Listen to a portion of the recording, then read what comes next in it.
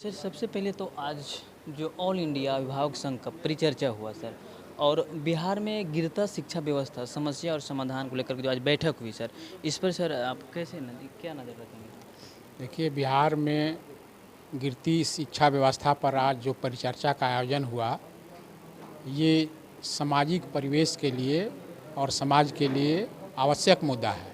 इस तरह का चर्चा होना चाहिए और गिरती शिक्षा व्यवस्था के लिए अगर हम चाहते हैं कि उसमें बदलाव हो, तो विद्यालयों में, महाविद्यालयों में, विश्वविद्यालयों में सबसे पहले आधारभूत संरचना का निर्माण हो, वर्ग कक्ष का निर्माण हो, छात्रों के अनुपात में शिक्षक की बहाली हो और शिक्षक की बहाली राज्यकर्मी के रूप में पूर्ण वेतनमान में हो, ताकि समाज में उनकी गरिमा बरकरार रहे और तब शिक्षक दिल और दिमाग दोनों से विद्यालयों में रहकर गुणवत्तापूर्ण शिक्षा बच्चों को प्रदान करेंगे।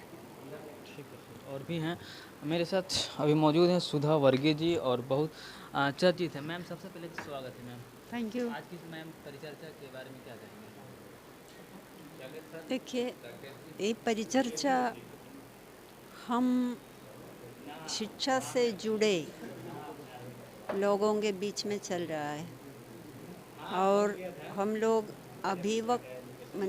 अभिभावकों का समझे प्रतिनिधिगण है और हर अभिभावक चाहते हैं कि उनका बाल बच्चे सही शिक्षा पाए और उनका भविष्य सुनहरा भविष्य निकले। हर बच्चा का एक लक्ष्य होता है, चाहे वो बहुत छोटा है, वो लक्ष्य क्या है, कैसे हम उधर पहुंचेंगे, उसको बोलने में सक्षम नहीं है, लेकिन उनका माँ बाप भी जानते हैं मेरा बच्चा को एक लक्ष्य तक पहुंचाएंगे। उसके लिए शिक्षा बिना नहीं चलेगा। तो हाँ, अभी का शिक्षा किस तरह का है, कहाँ कहाँ उनमें कमी है, इसको सही रास्ता पे नहीं लाएगा तो हमारा भविष्य बहुत ही खराब है हमारे बच्चों के लिए। तो हम लोगों का प्रयास है कि इसको सीधे सही रास्ता में लाए। उसमें हमको सरकार का सहयोग चाहिए, समाज का सहयोग चाहिए, अभिभावकों का सहयोग चाहिए और हम सबों का मेहनत चाहिए। तो उसके लिए हम लोग बैठ रहा है और कुछ गतिविधियाँ, कुछ बातें आपस में हम लोग कर रहे हैं, उम्मीद के साथ कि कुछ बदलाव जल्दी आएगा। मैम आप बहुत अनुभविक हैं। एक लास्ट क्वेश्चन है आपसे, क्या इस तरह का भी होना चाहिएगा कि जिस तरह से परिचर्चा आपने शिक्षा बिहार में जो शिक्षा की व्यवस्था गिरता जा रहा है उसको लेकर के आज चर्चाएं हुई है। दूसरी बात, क्या राजनीतिक में भी ऐसा कोई पाठ होना चाहिए क्या कि जो उन लोगों को जो है राजनीतिक में जो नेता लोग जो आते हैं, नेता मंत्री बनते हैं, मंत्री बनने के बाद जो है उटपटांग सा व्यवस्था कर देते हैं, क्या उनके लिए भी कोई क्लास होनी चाहिए क्या? देखिए, जो लोग अपना ऑफिस एसी उसी हर तरह का सुविधा के बीच में बैठ के कुर्सी पर, सिर्फ उनको कुर्सी के अलावा किसी से परिचय नहीं है, वो उनका कुर्सी छोड़ करके सप्ताह में 3 दिन निकलो अपना फील्ड में, ग्रास रूट लेवल पर जाके देखो क्या हो रहा है, तब उनको लगेगा कि हमको कुछ और काम करना है। तो यही है, जो ऊपर बैठते हैं उसका सोच कुछ अलग है। यदि वो धरती पर निकल के जहाँ गरीब महिलाएं वो मेहनत करके अपने बच्चे को भेजते हैं, मेरी महिलाएं हमसे बोलते हैं अभी हम सरकारी स्कूल को छोड़ करके मेरे बच्चे को हम प्राइवेट में भेज रहा है ताकि उनका भविष्य कुछ और हो। तो मुसहर महिलाओं को इतना दिमाग है, तो हमारे मंत्री और संतरी को दिमाग की कमी है, इसलिए ना कुछ कर नहीं रहा है। समझिए ना, मंत्री को वास्तविकता क्या है वो जिस दिन पता होगा तब वो अपने कुर्सी से निकल करके फील्ड के तरफ जाएगा। जब तक वो नहीं होगा कोई बदलाव नहीं आएगा। बहुत अच्छी बात। और ऑल इंडिया अभिभावक संघ का जो संचालक करता है राकेश जी से बात करेंगे सबसे पहले। राकेश जी स्वागत है। धन्यवाद। आज का परिचर्चा में क्या संदेश देना चाहते हैं, क्या बताना चाहते हैं? आज के परिचर्चा में हम लोग ये देना चाहते हैं कि देखिए समस्या सबका है, समाधान के लिए हर कोई को आगे आना होगा, क्योंकि जब आगे नहीं आइएगा तो आप यहाँ से बचते हुए इसी समाधान को खोजने के लिए आप घर घर बैठ के आप रोते रहेंगे। तो इसके लिए आपको आना पड़ेगा और एकत्रित होना पड़ेगा अपने शिक्षा के लिए, क्योंकि आप हर कोई चाहता है कि हमारा बेटा शिक्षित हो, पढ़े लिखे, उच्च अधिकारी बने या तरह तरह के लोग बने जो हमारे एक देश में बदलाव आए और हमारा खुद का भी आर्थिक बदलाव आए। लेकिन इसके लिए आपको निकलना होगा, आपको जानना होगा कि हमारा बेटा जो शिक्षा ग्रहण कर रहा है क्या वो सिर्फ खिचड़ी खाने जा रहा है या गुणवत्तापूर्ण शिक्षा प्राप्त करने जा रहा है। जिस दिन वो शिक्षा प्राप्त करेगा तभी वो उन्नति की ओर जाएगा, और इसके लिए हमें जगह जगह जगाना पड़ रहा है, और ये हम जगाने का सिलसिला यहाँ से लेके हर कोने तक शुरू करेंगे जब तक हमारे पास सांसें रहेंगी। तो अभी जो जिस तरह से बिहार में गिरता शिक्षा व्यवस्था है, दूसरी ओर अभी जो के पाठक जी एक नया स्टैंड ले रहे हैं, उस पर क्या कहेंगे आप? देखिए के पाठक जी कर रहे हैं वो उनकी अपनी राय है, और कुछ कर रहे हैं तो अच्छी बात है। हम बहुत सा चीज़ उन पे जिक्र नहीं करना चाहते हैं कि पाठक जी ऐसे कर रहे हैं वैसे, जो भी कर रहे हैं अच्छी बात है, इसमें हमें कोई कहने की ज़रूरत नहीं है। लेकिन हमारा क्या दायित्व हो रहा है, हर एक आम आदमी का क्या दायित्व हो रहा है? क्या वो कर रहे हैं और उनकी बातों को हम सिर्फ चर्चा करते रहें? नहीं, हमारा सुधा मैम ने बताया अभी कि कुर्सी पे बैठ करके जो फैसला लेते हैं वो ऐसा नहीं होना चाहिए, उन्हें रोड पे मतलब धरातल पे उतरना पड़ेगा। बिल्कुल यही बात हम भी कर रहे हैं। पहले आप जानिए, आप समस्याओं को जानिए, नियत के साथ नीति को बनाइए। नीति बनाने के बाद नियत आप मत करिए कि हमेशा लूटने, और जैसे ही नियत के साथ नीति बनेगी, जैसे ही हम जानेंगे कि चलिए इस स्कूल में इतना व्यवस्था की कमी है, इतने शिक्षक की कमी है, और तब उसका नीति की निर्धारण होनी चाहिए। लेकिन हम गलत करते हैं, जब भी हम नीति तो निर्धारण कर देते हैं, उसके बाद जैसे है वैसे चल रहा है, हमें पता ही नहीं धरातल पे कि क्या क्या कमियां हैं, और बस हम इसी रूम में बैठे और सारा कुछ इंप्लीमेंट करने निकल गए। जो जैसे के तैसे 75 साल पहले थी वैसे 75 साल के बाद अभी भी हम इसी लड़ाई को लड़ने का शुरुआत ही करते हैं। और भी बताते हैं कि अभिभावक संघ को जो है एकजुट करने के लिए सर क्या करना होगा? देखिए, बिहार में जो समस्या है, देश से जो समस्या है शिक्षा की, उससे बिहार में जुड़ा हुआ है। लेकिन बिहार की जो व्यवस्था है वो एक टिपिकल टाइप की स्थिति में पैदा हो गई है। आप जान लीजिए कि जो मूल कारण अगर आप ढूंढ के निकालते पीछे की ओर जाइएगा, बीमारी है ना, बीमारी में हाथ दर्द, पैर दर्द, आँख का दर्द से काम नहीं चलता है। बुखार है, बुखार का दवा दीजिएगा ठीक होगा। हमारे यहाँ आँख का दवा दिया जाता है, पैर का दवा दिया, सब दिया जाता है। देखिए, दो ऐसी घटनाएं घटी जो शिक्षा को बर्बाद कर दिया। एक मेकाले के समय में घटी, उसने अंग्रेजी को लाने के चलते ग्रामीण जो व्यवस्था था शिक्षा का ध्वस्त हो गया। 76 में इंदिरा गांधी ने स्कूलों का टेक ओवर करवा दिया, सरकारीकरण। उसका पहले सरकार का स्कूल नहीं होता था, जो स्कूल नॉर्मल ढंग से होता है, कॉरपोरेशन का होता था, म्यूनसिपलिटी का नहीं था। इसने ये पॉलिटिकल थॉट था, शिक्षा को कंकरेंट में लिस्ट में ले आए। इसका नतीजा क्या हुआ कि बिहार में जो लोग बैठे हुए थे उन लोगों ने कॉरपोरेशन के स्कूल, म्यूनसिपलिटी को छोड़ करके प्राइवेट स्कूल को धड़ाधड़ ले लिया, जिसका कोई व्यवस्था नहीं था। सारे नियम कानून को ताक पर ले लिया।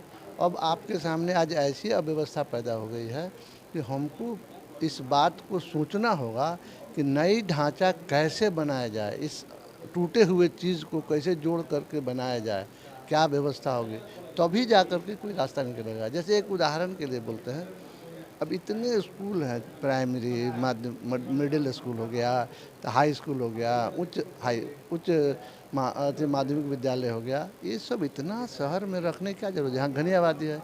आप एक ही स्कूल 1 से 12 बनाइए, जैसे सेंट्रल स्कूल चलता है, जैसे डीएवी चलता है, जैसे आपका प्राइवेट स्कूल्स में चल रहा है, डीपीएस चल रहा है। तो आप उस स्कूल से क्यों नहीं ध्यान देते हैं? केंद्रीय विद्यालय तो केंद्र सरकार का है, आप उस प्रकार के स्कूल क्यों नहीं बनाना चाहते? अगर सब बनाएंगे तो रेशनलाइज हो जाएगा। ये अनावश्यक भैगा बाउंड की तरह एक ही विद्यालय में कर भी गई है, 5 स्कूल चल रहा है, 5 टीचर एक ही बोर्ड पर पढ़ा रहे हैं, देखने में भी आया। तो ये सब जो परिस्थिति है तो दिखाई पड़ता है। अभी भी सब लोग बता रहे थे सारी परिस्थिति, तो ये तो सरकार जानती है, समझती है। सबसे बड़ा बजट है ना, 41,000 करोड़ का बजट है शिक्षा का बिहार में, और उसके बाद आप पैसा का रोना तो रो नहीं रहे हैं, लेकिन आप रो रहे हैं आपके पास जानबूझ के बदमाशी करने का। आप जानबूझ के गलती करते हैं। शिक्षकों को 4 तरह का को शिक्षक हो गया, सरकारी शिक्षक एक, नियोजित शिक्षक एक, बीपीएस से शिक्षक ले रहे हैं अलग, ठेका वाला शिक्षक लेने की बात कर रहे हैं। आप चाहते क्या है? शिक्षक से काम है, मानव संसाधन हो गया, शिक्षक से ही पैसा नोचिए, उसी के सैलरी से पैसा लीजिए, यही सब धंधा चल रहा है। अगर कोई आदमी चाहेगा करना काम तो रास्ता है, ऐसा नहीं कि रास्ता नहीं है। सर आप लोग ऑल इंडिया अभिभावक संघ बता दें कि आप लोग एक ही को नहीं चुन रहे हैं, जो भी नेता मंत्री जो शिक्षा की व्यवस्था जो बनाते हैं उनको भी आप सर जोड़े हुए हैं, मतलब वो भी कहीं ना कहीं अभिभावक हैं, वो भी किसी बच्चे के बाप हैं, तो अभिभावक हैं। तो ऐसे लोगों को जोड़ के जो चल रहे हैं, सबको जोड़ के जो चल रहे हैं, तो अभिभावकों को क्या कहेंगे सर? देखिए, अभी क्या है कि अभी अगर हम सरकारी शिक्षा की बात करते हैं, सरकारी प्राइमरी स्कूल, सरकारी मिडिल स्कूल, सरकारी हाई स्कूल की, तो आम लोग जो हैं मासेज उसको उस पर ध्यान नहीं जाता है, संवेदनशील नहीं होते हैं। क्यों नहीं होते हैं? आपका बच्चा पढ़ रहा है प्राइवेट स्कूल में, सरकारी स्कूल में क्या हो रहा है उससे आपको मतलब नहीं है। तो जब अधिकांश लोगों का बच्चा प्राइवेट में पढ़ेगा तो आम लोगों को आप कैसे प्रभावित करेंगे? हम आपसे कहेंगे कि सरकारी स्कूल ऐसे मतलब बोलेंगे भाड़ में जा सरकारी स्कूल, अच्छा हो खराब हो, हमारा बेटा तो पढ़ ही रहा है DPS में, हमारा बेटा पढ़ रहा है सेंट्रल स्कूल में, हमारा बेटा यहाँ पढ़ रहा है। ये जो परिस्थिति है, उस परिस्थिति में हमको सिर्फ एक ही बात कह सकते हैं लोगों के बीच में कि भाई जो सरकार का स्कूल है, 1976 के पहले सरकार का स्कूल अच्छा चलता था, हम लोग उसके पहले के प्रोडक्ट हैं। हाई स्कूल में हो, मिडिल स्कूल में हो, प्राइमरी हो, स्कूल की एक व्यवस्था थी, उसका एक परिभाषा था। स्कूल में टीचर होते थे, उसमें बड़ा बाबू होते थे, स्कूल में जो प्यून होता था, एक सफाई करने वाला कर्मचारी होता था, एक बहादुर होता था, घंटी बजाता था। आज जाइए स्कूल में, टीचर को पढ़ाना भी है, सफाई भी करना है, खाना भी खिलाना है, कोई घंटी बजाने वाला नहीं है।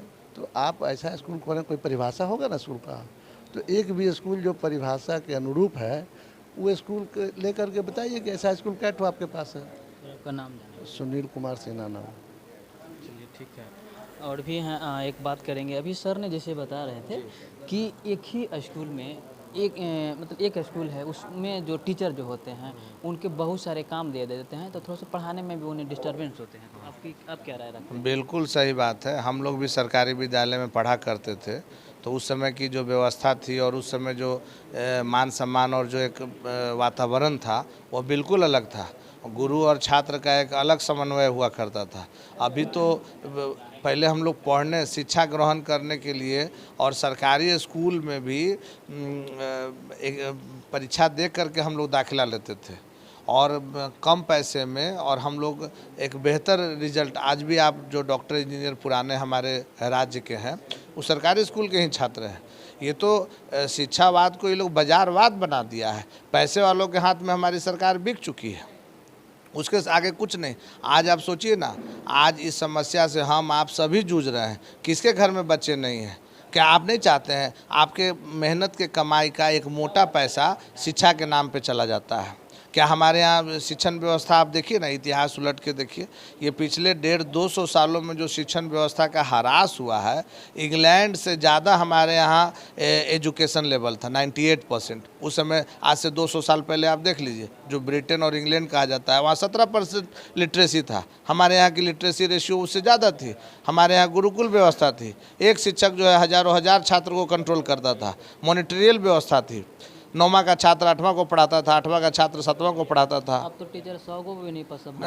हमारे यहाँ तो एक ही कक्षा में 5-5 क्लास चल रहे हैं, 5 शिक्षक अनेकों छात्र को पढ़ा रहे हैं, जो आप टीवी पे आपने न्यूज़ देखा होगा। तो सोचना चाहिए कि जो ये हज़ारों हजार करोड़ों करोड़ रुपये जो जनता का पैसा आप शिक्षा कर और फलाना कर के माध्यम से, तो यही हमारी शिक्षा व्यवस्था है। आज यहाँ ज़बरदस्ती बच्चों को कहा जाता है, लाया जाता है कि कैसे किसी प्रकार से कोरम पूरा हो। ऐसा होता है क्या? शिक्षा का केंद्र उसी से पूरा देश, राज्य और हर समाज का संचालन होता है। उसकी आज यह दुर्दशा है कि जिसका वर्णन नहीं है। शिक्षा चिकित्सा में तो अपना स्तर बहुत गिर चुका है। आज हर चीज़ को आप देख लीजिए ना गौर से, इंफ्रास्ट्रक्चर में देख लीजिए, पढ़ाई लिखाई की गुणवत्ता देख लीजिए, कुछ नहीं। हर साल जितने भी प्राइवेट स्कूल हैं उनका धंधा आप देख लीजिए। एक ही घर में पहले हम लोग को याद है, हम लोग हमारे पुस्तक से हमारे पास पड़ोस के लोग पढ़ा करते थे। लोग इंतज़ार करते थे कि आप 9वीं से 10वीं में जा रहे हैं तो वो वाला किताब हमको दे दीजिएगा। आज क्या स्थिति है?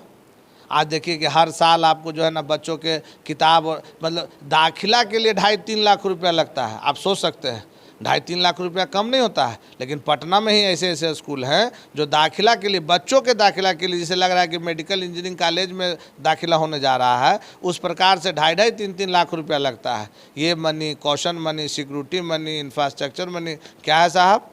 बच्चा को हम पढ़ने भेजे हैं कि वहाँ पर ड्रेस कंपटीशन में भेजे हैं? खाना खाने के लिए जो मैट है ना, वो भी स्कूल से खरीदिए। और आप अगर अच्छा मैट खरीद के भेज दिए कहीं से तो नहीं, ये इस पर बच्चा खाएगा तो दिक्कत हो जाएगा। हमारे स्कूल से खरीदा हुआ जो मैट है उसी पर बच्चा खाना खाएगा। तो ऐसे ऐसे स्कूल हैं। आप अगर सच पूछा जाए तो हमारे राज्य की शिक्षा व्यवस्था शिक्षा माफियाओं के हाथ में बिक चुकी है। ये सब केवल एक कोरम मात्र है कि सरकारी स्कूल है, हम इस पर इतना खर्चा कर रहे हैं तो हमारे शिक्षा सचिव घूम रहे हैं, ये सब कोरम मात्र है। हमारे डीएम साहब भी बहुत कोशिश करते हैं, बच्चों के साथ खाना खाने का गुणवत्ता देखते हैं, बहुत हाँ करते हैं। हाँ, मैं इनके करनी को मैं सराहता हूँ कि ये बहुत मेहनती है, बहुत अच्छा करते हैं। लेकिन वो अकेले क्या करेंगे? एक डीएम के जिम्मे में तो मरनी हरनी जीनी से लेके वृद्धा पेंशन और घर मकान ट्रांसफ़र पोस्टिंग सब रहता है। क्या क्या वो देखेंगे? हमारे यहाँ के जो आप देख लेते हैं ना, जो शिक्षा मंत्री हैं उनका भी बयान बड़ा अनूठा बयान आता है कि मानसे को जला देना चाहिए। सबसे उनको क्या हाँ, हमको लगता है कि बढ़िया से मानस पढ़े भी हैं कि नहीं पढ़े हैं। पढ़ ले तो शायद उनका जीवन धन्य हो जाता। नाम सर आपका? मेरा नाम चंदन राम है।